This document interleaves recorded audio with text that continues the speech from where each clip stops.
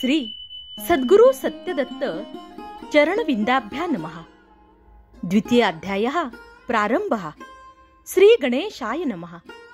सूत म्हणाले, परमेश्वर श्री सद्गुरु सत्यदत्तात्रयांनी कथन केलेले श्रवण करून मन संतुष्ट झालेल्या त्या शिष्याने श्री सद्गुरु सत्यदत्तात्रयास नमस्कार केला व म्हणाला, विराटापासून अश्वस्थादी स्थावरापर्यंत ईश्वराची अनेक रूपे शास्त्रामध्ये सांगितली आहेत.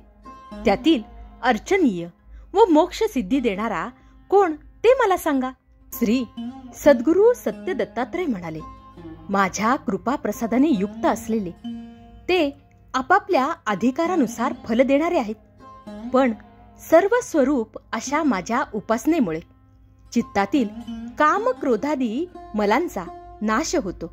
माझ्या कृपा प्रसादाने मूल कारण अज्ञानाचाही नाश होऊन मोक्ष प्राप्त होतो. निर्गुणाची उपासना केली असता त्या योगे सर्व इष्ट प्राप्ती होऊन मुक्तीही मिळते. म्हणून हे शिष्या, तू सर्व धर्म सोडून मला शरण ये, म्हणजे दोषरहित होऊन तू मुक्त होशील व तुला पूर्ण शांती मिळेल. तुझे कल्याण असो. या श्रवणांचे मनन करून सार ग्रहण कर आणि माझ्या भक्तांमध्ये या योग प्रयत्नपूर्वक प्रसारित कर, असे बोलून भगवान लीलेने शीघ्र अंतर्धान पावले व तो शिष्य त्यांच्या उपदेशाच्या सानिध्याने कृतकृत्य होत झाला. सूत म्हणाले, हे ऋषी हो, वेदांत शास्त्र, श्री सद्गुरु व ईश्वर या तिघांचे सेवन आजन्म करावे. ज्ञानप्राप्तीसाठी प्रथम करावे व नंतर कृतज्ञपणाचा दोष लागू नये म्हणून करावे.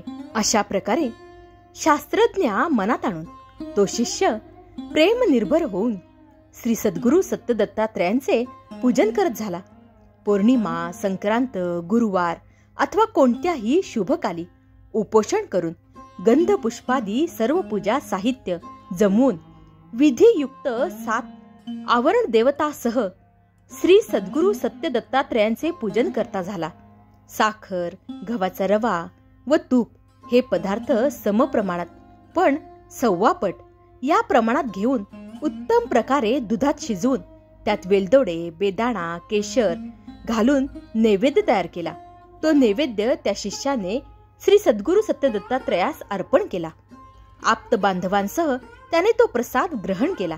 याप्रमाणे त्या शिष्याने श्री सद्गुरु सत्यदत्तात्रयांचे पूजन भक्ती प्रेमाने केले व पुढेही श्री सद्गुरु सत्यदत्तात्रयांची उपासना करीत राहिल्याने त्या बलाने पुत्रेषणा, वित्तेषणा, लोकेषणा या सर्व ऐषणा सोडून इंद्रिय विजयी होऊन ज्ञान, वैराग्य, सामर्थ्याच्या प्रभावाने पुनरावृत्ती विरहित अशा सायुज्य मुक्तीप्रद प्राप्त झाला. इति श्री सद्गुरु सत्यदत्त पूजा द्वितीय अध्यायः.